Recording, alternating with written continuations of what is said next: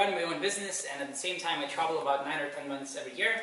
I established my first company at the age of 15, and then I don't know, I guess after a few years I sort of realized that the best way for me is to have a company online so that I can make a living while living pretty much anywhere. So I think, yes, at the age of 19 when I graduated from high school, I began traveling essentially full-time. So now I spend about 1 or 2 months a year in Lithuania, and the rest I simply go anywhere I wish, anywhere I like. And so in the past 3 years that I've been living this sort of lifestyle, I visited over 50 different countries and spent most of my time in Asia. And that's the introduction, and now I can move on to the questions. Yes? Okay. So how much time do you work? Do you count your working hours? It's really difficult to say, I guess, because on some days I guess I work maybe just a few hours, while on others I work 12 or more, because with the company, okay, with my current business, which is an online coupons website in the United States, we really do not have a lot of things that we have to do constantly, especially for me. I mean, even in my own company, I don't really have any specific tasks that I do on a daily basis, so it's more of a project based. Sometimes when we're running a new update or a new marketing strategy or I don't know, a new PR campaign, there's a lot of work, and you know, for those weeks I'll be sitting at a co-working space somewhere in Thailand or Indonesia or elsewhere, and I'll be working a lot. I'll essentially be working the whole day. While on others, where there's not really that much work that I need to do, I'll be motorbiking in the Himalayas or going to North Korea without internet access and stuff. But I guess my average, I guess on average I work about 5 or 6 hours per day, maybe sometimes 4 or 5. So it's not too much, but I guess I try to focus on being really efficient as I can be, as opposed to just working a lot and just sort of coming up with tasks that I don't really need to do, but I don't know, I just do because I came up with them. What place is the best for digital nomads and why? I guess I don't really have a very good answer here, because it really depends on what you like to do and what you don't like to do. I guess for both, for most digital nomads, you would want to live in a place that has a very fast Wi-Fi connection, so that you could have Skype calls with your team, so that you could download files, transfer files, and I don't know, upload videos and stuff like that. For me, that's not really the case, because it's funny.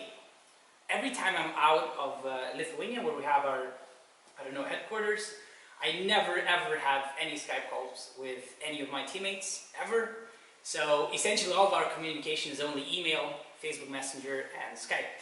Sometimes we might use stuff like Trello, but extremely rarely. So for me that's not really very important, so I can literally go anywhere, and as long as I can send and reply to emails, I'm pretty much okay as far as the internet speed goes. So the places that I enjoy most, I guess, would be Indonesia, Taiwan, Japan. So in Taiwan and Japan you can find really good internet. In Indonesia, not always. And I also really love to explore some I guess, unexplored places, like North India, or I said North Korea, but obviously North Korea is not for digital nomads yet, or yeah. How do you choose where to go next? It's really random. I usually meet some people and they tell me about some really exciting trips that they've done, and then I decide to go there myself. So for now, all of my trips have been very random, and they haven't really had an underlying topic or idea behind them. I generally do a lot of motorbiking, but that's pretty much it. So for example, I've talked with some friends who have gone to New Zealand and did a really cool camper trip. So now I really want to do that myself. I've talked with some friends who have gone to Nepal to do some trekking to the base camp of Everest and some more interesting treks. And now I want to do that as well. I've talked with some people who have gone to Mongolia and did some horse riding trips for a month or a few. And now I really want to do that as well. So it's really random. I don't really have a specific plan. Yes, so I just come up with a random idea. I talk to some people and they're like, you should do this. And I say yes, and then I do it. So right now I'm actually going to leave Lithuania in I think 2 weeks time. and I'll be out for maybe 11 or 12 months. Again, I'm only buying a one-way ticket, so I'm not really sure when I'm gonna come back. I have like a preliminary plan, but it will definitely change. So this time, essentially, I'll be going to places that I haven't been to yet, like New Zealand, Australia, Central Asia, like Mongolia, Kazakhstan, Uzbekistan, Afghanistan, Iran, and places like that. Depending on which ones I can get to, obviously, and which ones are safe. What online tools do you use to get organized, like Trello? To be honest, I'm not really a good example here because I don't use any. Yeah. Not organized. I'm not organized at all. But that's the thing. I mean, for the work that we do, it's really interesting because we don't really do that much. Like, we don't do any customer support, for example. We don't really ship any products. We don't warehouse any products. We don't have a big team that we need to manage. So for us, I guess it's very different than for most companies. So as long as we have a very good marketing strategy and as long as we drive customers and then we can affiliate them to some other companies that actually sell, ship, and do customer support, then we're happy. And yeah, and that's where it ends. So as long as that part is going well, we don't need to do a lot of organization and hire a lot of people and stuff like that. So for me, I only use email, Skype, and Facebook Messenger, essentially to take care of all of my work tasks. Has there been a place which impressed you so much you were thinking to stay there? Was it North Korea? Yes, there have been quite a few places. So, as I said, my favorite countries in Asia right now are Indonesia, Taiwan, and Japan, especially Taiwan and Japan. And those are probably some of the very few countries where I would imagine myself living there at some point in the future. Now, the only problem is I haven't seen a lot of the world, even though I've been to quite a few countries in the past few years, but there's so much more to explore. So who am I to know which country is the best for me? So I think I might have an answer in maybe 5, 6, or 7 years. Depends. Right now I don't. And it definitely wasn't North Korea. It was one of the most interesting trips I've ever done in my entire life, and I'll remember it forever. And it's really been, I guess, mind-changing and eye-opening in pretty much every sense. But it's definitely not a place I would like to stay in because I feel like there's not enough freedom for the people. And yeah, it looked, yeah. I don't think I'm ever gonna go back for many reasons. Is it hard to balance work and travel? Have you ever had any arguments about it with your coworkers, partners? I feel like it might be, especially when you start traveling to places that you've never been to. I feel like a lot of people, when they live in, say, Eastern Europe or Western Europe or the United States, or especially in a cold climate where there's not a lot of exotic stuff to see or do or eat, whenever they go to Southeast Asian countries, which have become very, very popular among digital nomads, backpackers, and essentially tourists in general, they tend to forget their work tasks, especially for the first few months, because everything is so exciting, everything is extremely cheap, you can do so many different things that you've never done before every single day, and then you're like, well, I'll just have some coconuts and maybe I'll do some work later, or I'll do surfing and maybe I'll do some work later, or I'll drive motorbikes, which cost me $2 per day, and do some work later. But then, after a few months, that I'll do some work later never came, and I don't think it's a good way to lead your digital nomad lifestyle, if I may call it like that. So for me, the only way I can manage this sort of lifestyle and essentially travel indefinitely is I always put my work first. So for example, if I were to travel and if I was traveling the whole time and I didn't have to do any sort of work on the go, I think it would be too boring for me, because even though there's a lot to see and do and explore, I would still want to have that work that I can do every single morning, every single evening, and sort of occupy myself, talk to some people, and develop some business ideas. So for me, even if there's some really interesting event happening, festival, some really nice activity, I will always do my work tasks first, and only then I will go on and do the other things. Because in this case, I can travel literally for 10, 20, 30, 35, whatever amount of years. So I feel like it makes sense. And then all of my coworkers are extremely happy because I'm more motivated, I'm happier with my life. I come up with better ideas, I'm more creative, and essentially I can contribute to our company a lot more. At one point did you decide to adopt this lifestyle? Was there any specific event that led you to it? Yes.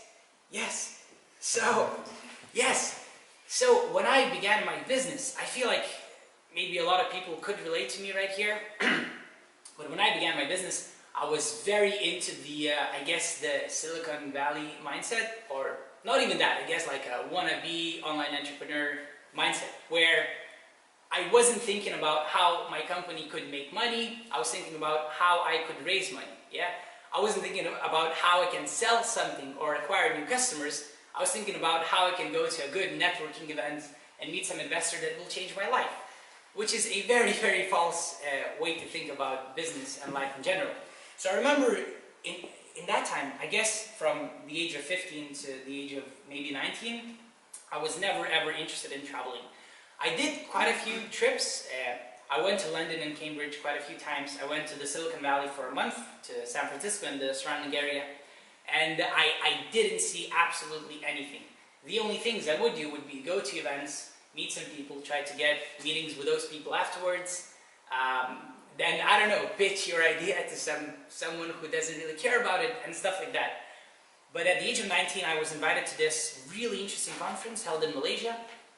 So essentially what they did is they invited 500 young entrepreneurs from all around the world to come to Malaysia for 1 week and attend this event, where there were essentially 250 young people from Malaysia, 250 from more than 100 different countries, and we were split into groups, and we essentially had to work on different ideas that could change. Yeah, there were essentially 4 topics that we could choose to work on, and they had to be like non-profit ideas or for-profit ideas, but essentially they would have to change the way people think about some things and solve some health issues, solve some I don't know, sexual harassment issues and stuff like that. So in that 1 week, I spent all of those days in Malaysia. I met a lot of new people, a lot of really, really interesting people from all around the world. And then I had another week off after the event where I went to Singapore and I traveled a bit in Indonesia. And that was my first time ever that I went to Asia. And I remember I realized how much I had not done in my life, how much I had not seen, and how much I had not understood about different cultures, about different people, about life in general, about different religions even, and cities and countries and everything. And that's when it hit me that if I keep on living this way, I might build a really big company sometime, or I don't know, I might have a beautiful office, I might have a family and sort of settle in one place and spend the whole time living there. Well, on the other hand, I could really explore the world for at least a few years and understand a lot more, perceive a lot more, meet a lot of really interesting people, and I guess become a better person in general. So after that trip, I came back to Europe. I traveled a bit in Europe for maybe 2 months, and then I bought a one-way flight ticket to Southeast Asia, and it was my first big trip.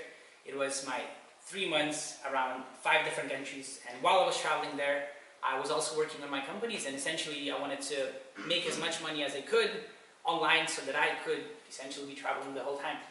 And that event really changed my life, and yeah, I guess my outlook on life in general. And yeah, I'll definitely remember it for the rest of my life. What app can't you live without? I don't know. Just the general apps that everyone uses. I guess Google and email and Gmail are my favorite. YouTube as well. YouTube is very interesting. Why don't you post? No. Really? No. Okay, let's go on. Why don't you post photos with you working in social media? Oh, okay. Yes, so I guess I have a really specific theme that I sort of want to develop on my social media, and that is those have to be my travel experiences and my travel pictures. And the reason is, I feel like not a lot of people would like to live the same way that I do. As in, spend all of your time somewhere, you know, to different places, not really being with their family, not being with their friends, not living in one place, and essentially working on the go and taking a lot of responsibility and things like that. On the other hand, a lot of people really do like traveling, whether it's a week, a year, or 3 months a year, or 6 months a year, or whatever. So I feel like it's a lot easier for me to inspire people to travel and see the world and see some places that they haven't seen before, as opposed to becoming digital nomads. Because it's not as easy as simply going on a trip. So I sort of decided to only post my travel pictures there and obviously talk about my travel experiences, and only post my work-related stuff when I've reached a really big and, I don't know, essentially a milestone that I'm proud of. Like, I don't know, if we really expanded our company somewhere, or if we sold the company, or say with my YouTube activities that I've been doing for the past year, I guess, if I reach a big, I don't know, a lot of views on some specific video, I might share that as well. And actually, my North Korean video that I've published a month and a half ago is going to reach 1 million views, I think this or next week. So that is something I would want to share, but not just, I don't know, everyday work that I do. Because it's not as interesting to most people. That's the answer. What are you reading right now, if you are? Yes, I'm reading a lot, and to be honest, I couldn't really live without Amazon Kindle application on my phone, and that is, I guess, the application that I should have mentioned a few questions before. So I spend a lot of money on books, sometimes maybe too much, but it's, I don't know, I guess at least $50 every single month. Sometimes it's more, sometimes it's less, but I read everywhere, and as often as I can. Essentially every time I take a flight, I go on a bus ride, or I don't know, I just have some spare time waiting for something, for a meeting or whatever. And even though before I spent all of my time reading only business books or marketing books, or, you know, something specific related to business, now I tend to read a lot more unrelated stuff, I guess. I'm really into biographies, I'm really into history, like especially Native American history, I guess, like the old empires of the Incas, the Aztecs, the Native American tribes in the current United States, or biographies of some really, really interesting people. So yes, that's what I'm reading right now. Best piece of advice you've been given in terms of digital nomad life? I guess the best piece of advice I can ever give to anyone is to not rush it. As I said, put your work tasks first, finish them, and only then go explore and take it very, very easy. It's a lot better to go to one place and do your work and then explore after your work and spend a month or two there so that you could see everything, you could understand the culture, maybe even pick up some local language phrases and stuff, as opposed to going there for 2 weeks, not doing any work at all, and eventually becoming really, really exhausted after the trip because you've been trying to see so many different places and it's all been very superficial, you haven't really explored them, you've only seen them, and put a tick on your list. But yeah, take it easy, put your work first, and that's definitely gonna help. Do you feel alone sometimes, maybe missing your family? Oh, it's Fabian, okay. I guess I'm very often alone, but I'm never lonely, and I feel like there's a very, very big difference between those two words. So the reason I almost always travel alone is because in that case, I'm never in my comfort zone. Like I actively try to push myself out of my comfort zone so that I could understand more, I could learn more, I could meet more people, and then I could make friends with them and maybe travel with them for a few days, and then split up, and then meet new friends, and then eventually meet with them in some other countries, other places and stuff. And that is why I don't think I've ever felt lonely. Maybe there have been, I guess, 1 or 2 instances. The first one was when last summer I bought a motorbike in Lithuania, and then I motorbiked all across the Balkans to Greece, and then back by another direction. So it was 28 days, 15 countries, 8,000 kilometers, completely alone. And that was extremely tough, both physically and psychologically. And one of the main reasons was, essentially, since I spent a lot of time motorbiking, whenever I would come to a new city, I would go to my hotel room, I'd be so tired, I would do some work, and then I'd go straight to bed. In the morning, I'd wake up quite early. I wouldn't have any way to meet with any new people, as opposed to exchanging some words like, oh, where you're going, and how do you like the road so far, and stuff like that. But it was never deep enough. So I guess at the end of the trip, I started feeling quite lonely. because I simply haven't had any good conversations with anyone for a month, and I was extremely exhausted. So that was one, I guess, the first instance, and then the second one might have been my Camino de Santiago walk, which I finished only 2 weeks ago, I think. But that's mostly because I injured my knee big time, and it was really painful, and it was really tough, and my shoes were very bad, and I was carrying my computer and a tripod and my camera and all of their chargers, which made my backpack really heavy. So yeah, it was just a big overload in every literal sense. But it looked nice on Facebook, you know. Yeah, that's the thing. That's what I'm saying. Yeah. Inspiration. No pain, no gain. Yeah. No. Yeah. I mean, it was really hard. But I'm extremely happy I managed to go all the way, and I'm very proud, and I'm definitely going to remember that trip for the rest of my life. And I guess one of the reasons why I managed to, I guess, really have so much time to think about my life, to think about various ideas, to, I don't know, sort of digest everything that's been happening in the past few years, was exactly because I was walking alone.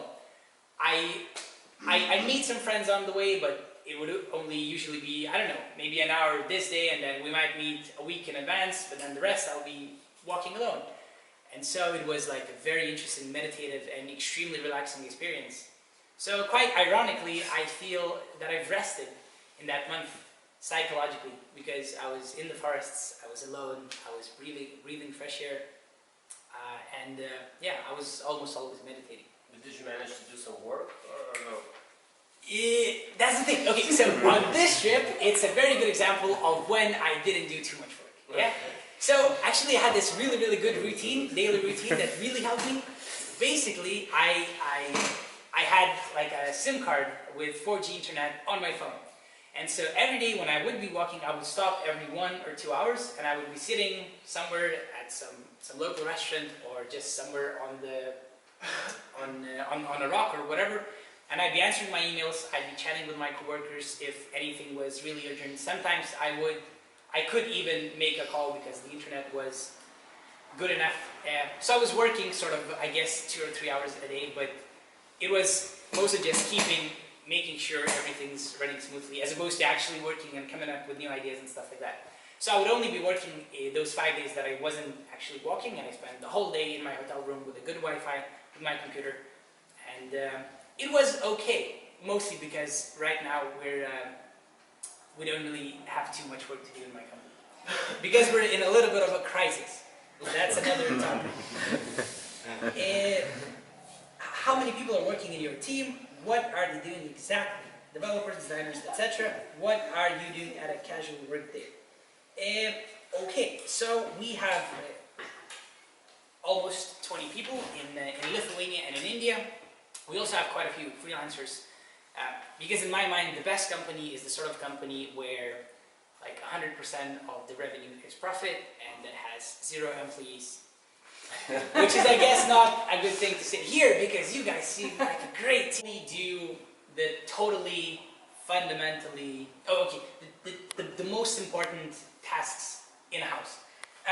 So essentially all of the people there, they do very specific tasks. We only have one developer, because even though we're an online company, we're not really a tech company. We're mostly just an online marketing business.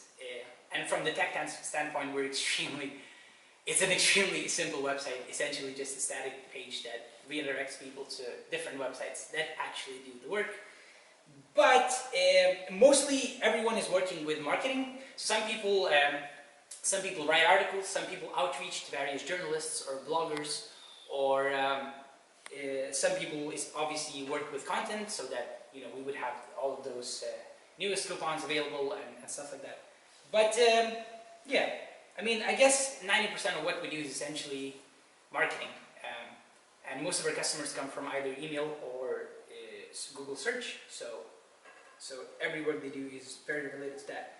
And what are you doing at a casual work day? I don't know, because it's extremely different all the time. For example, a year ago, I think, or a year and a half ago, I came up with this idea that we should start supporting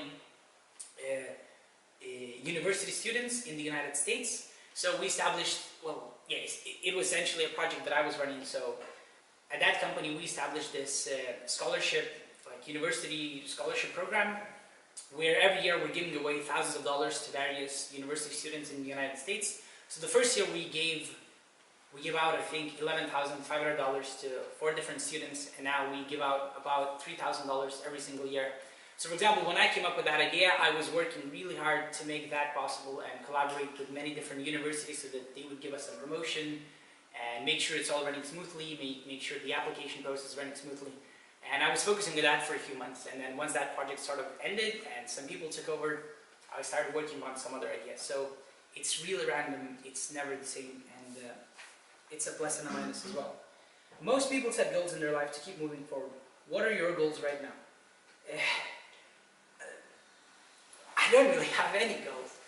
I don't really have any plan. I can't imagine myself being somebody in 3 or 5 years or 10 years, because I feel like life is ever changing, and every single day is extremely unexpected. Many things can happen every single day that will change your life forever. So I don't really want to try to predict something. I have some principles in my life that I try to follow. The main of which is I guess, yeah. Okay, so I guess work is extremely important for me, and I essentially work as much as I need or as much as I want. And then travel is really important for me, but overall I just try to be happy. And if at some point I realize traveling is too boring for me, I might change my hobbies and do something else. But for now it's essentially work, travel, and learning things about the world. What are your best memories, fun facts, plot twists, etc.?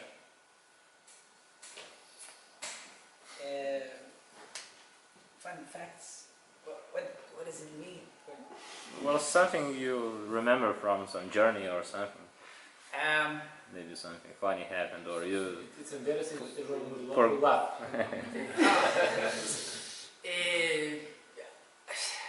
I guess many things happen all the time. North Korea. Yes, that was definitely fun. Yes. Many interesting situations there. Well, there were a lot of interesting situations. So, for example, okay, so every morning we would be having our breakfast at the hotel. But every day we'd be having our lunches and dinners in essentially different restaurants. And then absolutely nowhere would we find any locals in those restaurants. It would just be for tourists, and there would be a lot of tourist groups coming to that same place every day, and they would essentially be changing every few hours. But at one time we come to this random restaurant, just a normal restaurant, nothing fancy, nothing unique. And there's a large table with, I don't know, maybe 40 or 50 locals or whatever. And they're so extremely friendly, you know? So, for example, the waitresses, they start up a song, they start singing karaoke, and then they start inviting people, us, the tourists, to dance along. And then those people from that table, they stand up and they start coming towards us, and they invite all of us to dance. Like maybe 4 or 5 different ladies from that table invite us 4 or 5 tourists from our table. And I mean, I couldn't stop thinking that this was so strange. I mean, people would never ever act in this sort of way, especially when it's your first time seeing any locals. So I guess we had a lot of various thoughts and discussions of whether that was real or not real. But I guess you can. It wasn't real because I've seen something similar on YouTube as well. Yeah. On YouTube. Well, yeah, I guess you can decide for yourselves. Or on our last day, they told us we can go to a park that's only for the locals. And essentially in North Korea, you don't really get to see the places that are only for the locals, because It's only for the locals. yeah, it's only for the locals. Yeah, that's true. So, yeah. So either way, we go to this park and we're so excited. We're like, yes, finally we can see some locals. Maybe we can even interact with them. It's gonna be amazing. And then we go to this park, yeah, and there's hundreds, maybe even thousands of people, of Tourists. local North Koreans. No, they were actually local. And most of them were, I guess, 50 plus, 60 plus, like, I don't know, I guess older generation, yeah? And they had these CD players, everyone. like every group had a CD player with them, and they were playing this really funny North Korean music, and they were dancing. Yeah, they were dancing and singing and having a great time. And I don't know. I mean, I don't think people would act, you know, in this fashion anywhere else. And it was really, really interesting. You know, we're walking there and we're like, wow, this is so weird, man. And yeah, I mean, I guess you leave that country with more questions than you had when you were going in. So those were some of the really interesting things we saw, but there were a lot more. Plot twists. So that, I guess, was a plot twist. Okay, how long are you planning to be a digital nomad? I hope for the rest of my life, because the way I see, okay, so the way I think of a digital nomad, it's not a person who travels all the time. It's simply a person who can work from literally anywhere, and they are free to choose where they want to live and what they want to do with their lives. I guess a lot of people who you could call digital nomads, they only travel a month a year or a few weeks a year. But then the best thing is you have all the freedom in your life to live anywhere you like. So for example, if you have your own family, if you have your own kids, if you don't want to travel really actively, if you sort of want to settle down somewhere and spend 5 years living there, you can go to some really, really small towns in some really small countries where nothing is happening, as long as you have internet connection. If you fall in love with horse riding, you can move to Mongolia and ride horses every single day, and then work after that's done. Or if you fall in love with surfing, you can move to some really small surf town somewhere in Australia and go surfing every single day as well. So I feel like even if I stop traveling so actively at some point in my life, I would still want to be able to live anywhere and essentially do what I want to do, depending on what's really interesting for me at that specific time in my life. So I hope for the rest of my life. Where was the worst place to work from that you won't recommend? Obviously North Korea, because they don't have internet connection. But also, I went to Myanmar, I guess 2 years ago, and at that time the country had only been open to tourists for maybe 3 years or 4 years. So it was still extremely underdeveloped. I mean, you couldn't find any McDonald's, Starbucks, shopping malls, or, you know, obviously the roads were not the best. And apparently the internet connection was extremely bad. It was really bad.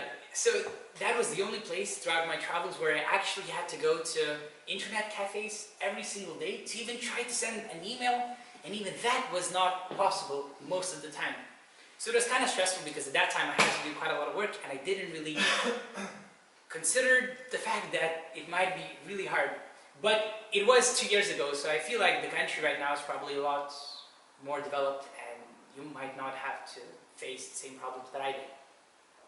But for the rest, I feel like, I don't know, it really depends on the person. Some people like Vietnam, some people like Thailand, some people like Japan, some people like Taiwan, some people like whatever else, something in Europe or Latin America or anything else. So for a digital nomad, as long as you have a Wi-Fi, as long as you have a table and a chair to sit on, you can live anywhere. So it really depends. What is the biggest disadvantage of being a digital nomad? I feel like for a lot of people, it's the fact that if you're traveling all the time, is the fact that you don't really have some really stable relationships with literally anyone, including your childhood friends, including your family, your sisters, your brothers, or whatever, even your colleagues. So a lot of people feel either lonely, or if they're not lonely because they're meeting a lot of people, they feel like all of those relationships are quite superficial, as in you might be traveling with a person together, or you might be staying with them for a few weeks, and in that time you become real good friends, but when it's over, you don't really know when you're going to meet them, if ever. It might take you 5 years, it might take you 10 years, or you might never meet each other again. So I feel like a lot of people simply want to have more stable relationships and, you know, have, I don't know, marry or have boyfriends or girlfriends or whatever else. But for me, I guess that hasn't been a very big problem, because I tend to meet quite a lot of people, and then I try to keep in touch with them as much as possible. And then whenever I travel to some other places, I try to, I guess, negotiate with them. If they're not far away, maybe they can fly in, maybe we can hang out, maybe we can meet some new people together. And I always try to come back to, for example, Lithuania to meet with my family and friends. It's not as often as I would want to, but but it's not as bad as it may seem. So that's it. Those are all the questions. And I have a question. okay. What's in your backpack? I would say, what are the key things that you always carry with yourself? Yes, so, yeah. So for me, it's, I guess the main things that I always carry are obviously my computer. I have one GoPro camera, one pocket camera, then obviously your passport, your wallet, and yeah. I mean, the rest you can obviously always buy, yeah? But obviously I don't want to buy new stuff to, you know, in every place that I go to. And then there's obviously some clothes. So for clothes, I have 2 sets of pants, 5 t-shirts, 1 sweater, this sweater, and 1 really thin jacket, and two pairs of shorts as well. And also I have 1 slippers and some sneakers. And that's pretty much it. So essentially all of my clothes, they can fit into a plastic bag that's this big, if not smaller. But it obviously really depends on where you want to go. Sometimes you might want to get a thicker jacket, but then again, you can always buy it there or rent it there and then give it back or whatever. So yeah, for me, it's the step that I need to do some work. Cameras, my computer, passport, and my wallet, then some clothes. And that's it. And then obviously some toiletries or whatever else you want to take. But it's really, really simple. And that's literally everything that I own in my life. So, like for real, yeah, it fits into a backpack like this, if not smaller. It's always hand luggage for me. I never check it in, and I really like it. I guess before I began traveling, I couldn't really imagine living this way, as most people would. But I hate buying stuff. I hate having things. It's so difficult to take care of them, to make sure they're not stolen, to clean them, to put them in their places, and repair them and stuff like that. Oh, I forgot I also have a phone. But that's it. Yes, and I love not having things. I hope I will never have many things. Do you think you need to reach an executive level, or at least to be an employer instead of employee, to have such kind of a lifestyle? No. I feel like being an employee, as long as your employer is happy with the lifestyle you're having, is a lot easier.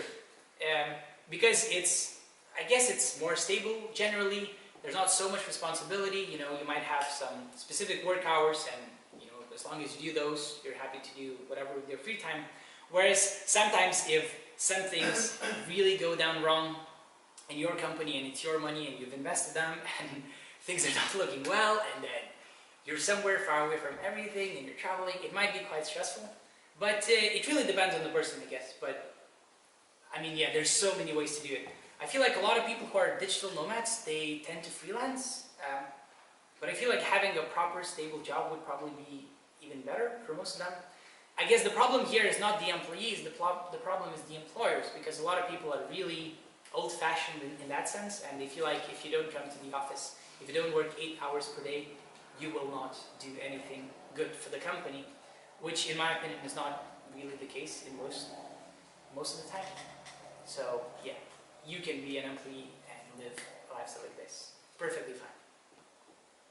So how much money do you need to be a digital nomad? Yes.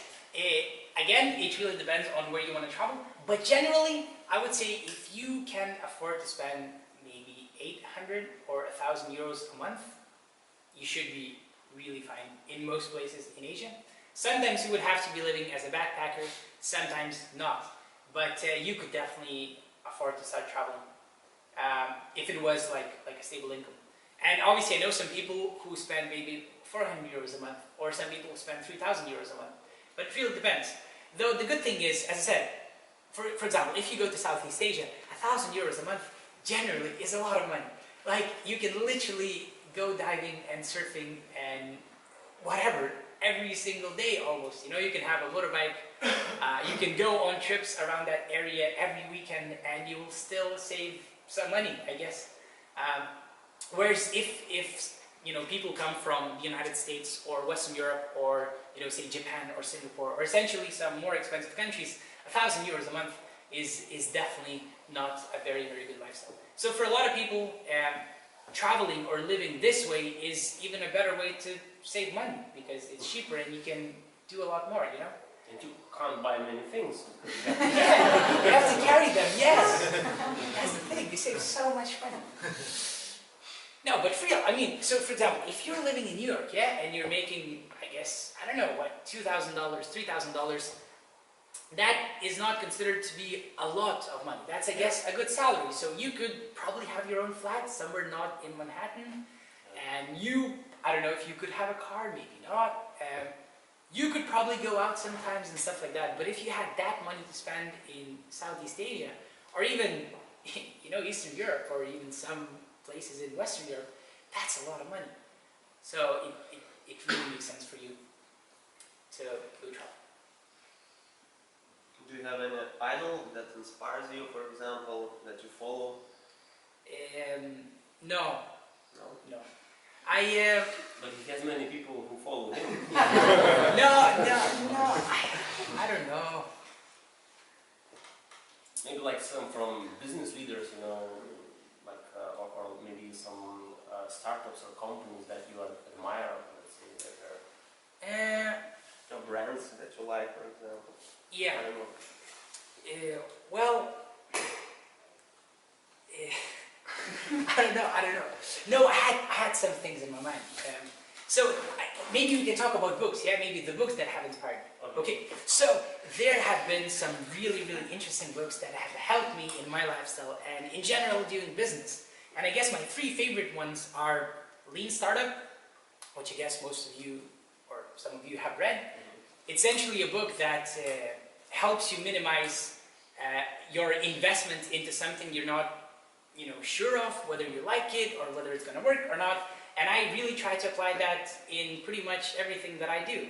For example, a year ago I decided to start making some travel videos, and before that I had never filmed anything, I had never edited anything, and I didn't know if I'm going to like it or if those videos were actually be of any value. So I didn't buy the best, the biggest, the most expensive camera I could find, you know. I got a simple GoPro for 400 euros. That's not the best camera to be filming, but then I started making some videos and I enjoyed it. And then once I saw that I actually like this activity and I'm going to continue it, I bought another camera, and maybe in the future I'll buy something else as well. And it's sort of, you know, like very little investment, make sure everything's working, and then sort of go on from there. So that's the first book. I really enjoyed it. And then another book that really, I think, helps you have this sort of really efficient or maybe even a digital nomad mindset is obviously The 4-Hour Workweek by Tim Ferriss. Now, I don't really like the stuff that he wrote after that, or I've tried watching some of his interviews. I wasn't too fond of them, I guess, but the book is extremely, extremely good. It was probably the first book that I ever read that was something related to being a digital nomad, and it really helped me it really helped me realize that I don't really need to work that many hours to get stuff done. I simply need to be extremely efficient with my time, with my, you know, emails, with my meetings and stuff like that. And then the third book has a very, very weird name. It's called How to Get Rich by Felix Dennis. But in my mind, it's one of the best business books that has ever been written. And it's not a self-help, random, simple book. It's essentially a guy who's very, very rich, who's worth hundreds of millions. He's a British guy, pretty old.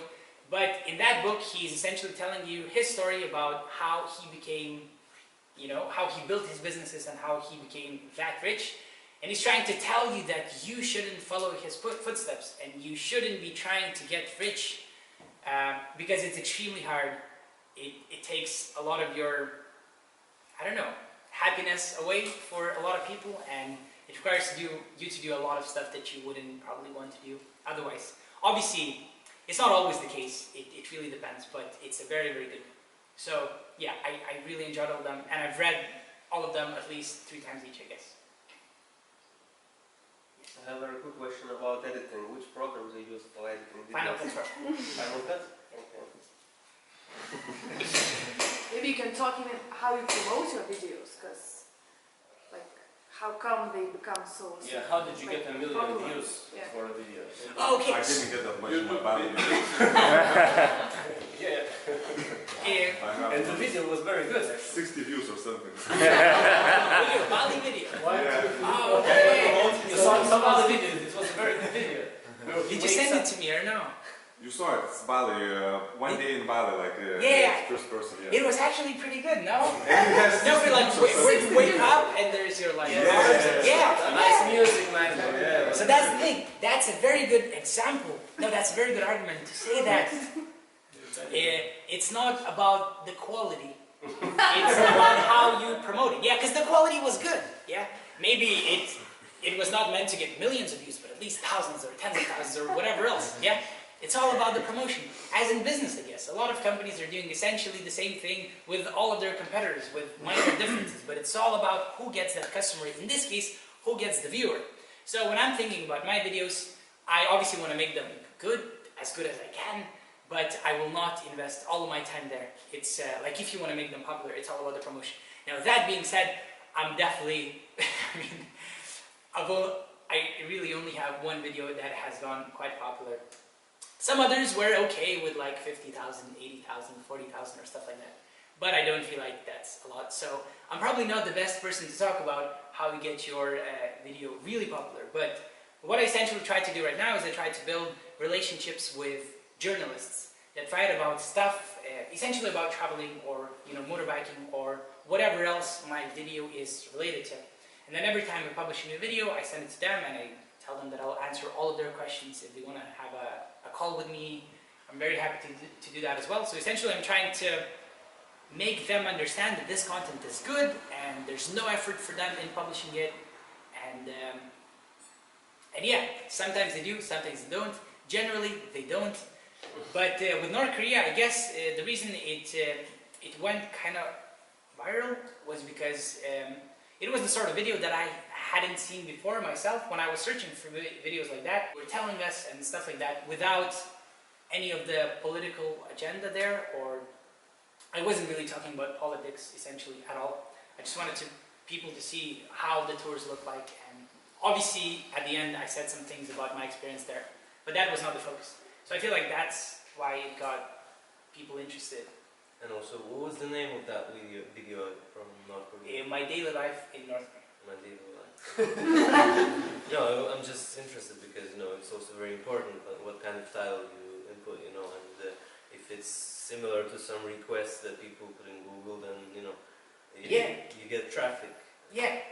Yeah, so I guess daily life sounds like I've been living there for years. Yeah. Yeah. And I'm like, oh, this is my dad. Why did you close it to the million? Is it Yeah. legal to film in Russia? Because maybe a lot of people thought that you can't make any videos in North Korea. They just don't let you. No, so actually there have been thousands and thousands of videos made there, because a lot of the tourists who go there, they obviously will publish something. It's just that a lot of those videos, they do not really go mainstream and not a lot of people see them. But there are some things they allow you to film. There are a lot of things they will not allow you to film. So it sort of depends on you, how you want to push your luck. But for my video, most of those things I was allowed to film, some not really, but they weren't really very, very bad. Did you have temptation to film something that you were not allowed? People do, yeah. I mean, Risk your life or something. no, I mean, so to be honest, when you go on those tours, it's not really that easy to film something you're not allowed to film, because they won't take you there, yeah? So sometimes, I mean, they will tell you, okay, you can't take pictures of workers, for example. But if you take a picture of some people digging a pit of sand, it's not really something life-changing, or it's not like something really unique. Even though for them, it seems like a big deal. So since you're not taking to the places where you could take some really interesting footage, yeah, even if you wanted to risk everything you have, it would still be kind of hard, It's. So are you planning to go to Latin America? Why all the time it's Asia? Yes, so I've been exploring Asia for the past few years, and now I'm going to go there for another, as I said, 10, 11 or 12 months, I don't know. But after that, I really want to go explore Latin America for maybe a year. So I'll have to learn some Spanish and just go there. So as I said, I really don't want to. I sort of decided to take it kind of slow, and I really want to explore those countries one by one. So I don't really want to rush. I want to explore this region first, then some other region first, second, and then I'll decide what's next. But Asia so far is my favorite continent, and I really, really love it. It's amazing. When you go to a new country that you've never been before, how do you find accommodation first? Is it like Airbnb or something? So I never use Airbnb because it's man. No apps. No. Any older, more modern apps? No. I use Booking.com or Hostelworld, for example. But the reason I never use Airbnb is because I try to keep my travels extremely spontaneous. So I generally do not know which town I'm going to go to when. Whereas with Airbnb, you need to send a few requests, and then you need to agree on specific dates. You need to meet with the host. You need to take the key. They need to show you around and stuff like that. Whereas with the hostels, you can go to a random city. Say it's 11 p.m.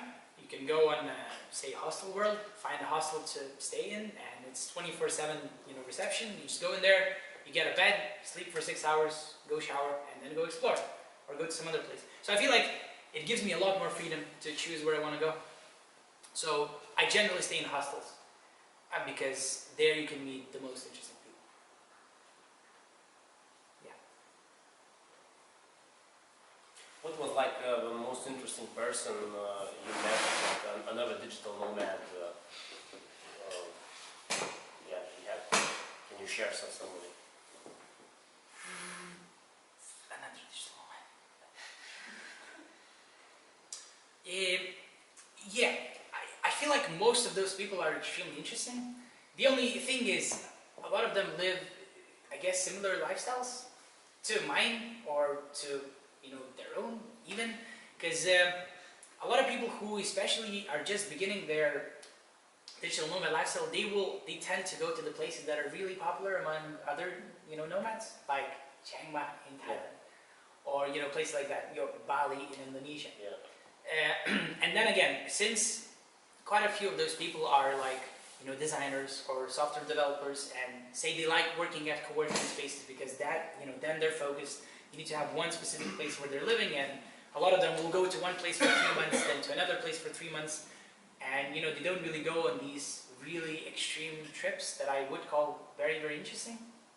But there have been some really interesting people. I mean, I know some people who organize these digital nomad trips, where there's a group of, for example, 10 to 20 digital nomads, and then all of them go to a specific city or a specific country, and then they get like a villa together, or a house, or simply rent some hotel rooms, together at the same floor, and then they get a co-working space together, and then every day they have some, events where they share their experiences, where, they mingle with one another. They might do some hackathons where they work on, projects together, and stuff like that. So, but yeah, I couldn't, I guess, pick one person. All of them are extremely interesting people, and we always joke that, I guess, when you meet like another digital nomad, when you're traveling, you are the only people who can really understand each other, because you're going through the same things, trials and tribulations, and it's a very easy way to bond. Very quick, very easy. You make friends real fast, and I like it. There's like this bond between you generally. Aren't you getting bored, like in telling the same story, like over and over again? Like every day you're meeting someone, and they're telling, so where have you been? Oh, I was there. So what do you do? It's like the same stuff, because like the first questions are always the same when you travel. So. Yeah. No, I don't know. Yeah, I mean, it's generally like, oh, so where do you come from, or what's your name, or stuff like that. But after that, you can move on to some okay topics, Like if it's a new city for me, you can ask them, how long have they been here? Do they have any cool places to recommend? And yeah, you can find some really, really interesting stuff. You can ask for introductions to their local friends or to other digital nomads in the area. So for me, generally, real quick, and yeah, I don't get bored. I like making new friends. So would you say you made a lot of good friends, or just friends that you kind of know? Or was there any good friends that you keep in touch constantly?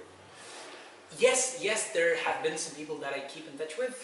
But as I said, I mean, if you only meet a person, despite the fact that you make really good friends really fast, but you're only there together for 4 or 5 days, or say a week, and then you don't see each other for a year or two, I mean, there's no way to make the relationship really close or, you know, not superficial. So that is the biggest problem. Like, you can have a lot of friends in different parts of the world, but none of them will be like the best or the, you know, really true friends or you know, stuff like that. But there's upsides and downsides, I guess. Are you going to cut your hair when you're going to Asia?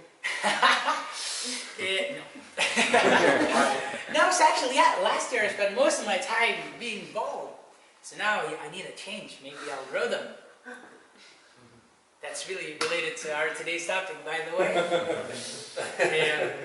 No, but yeah, I love it. Dude, it's really convenient and it looks great, no? You should try it. No, for real. I like it. He's there. No, but oh, epic. But no, I need a change now. So yeah, I generally grow my beard and then I shave it. I grow my hair and then I shave it, and it's always like, for example, 2 weeks ago when I was walking Camino de Santiago, I hadn't shaved my beard for a month and a half, I guess. So it was quite a normal beard, you know, like you could literally feel it, you would have to shampoo it and stuff like that. And I really liked it. But then the first day I came here, I shaved it, and I will see what happens next. Though his beard is really nice as well. It requires so much attention. Yeah.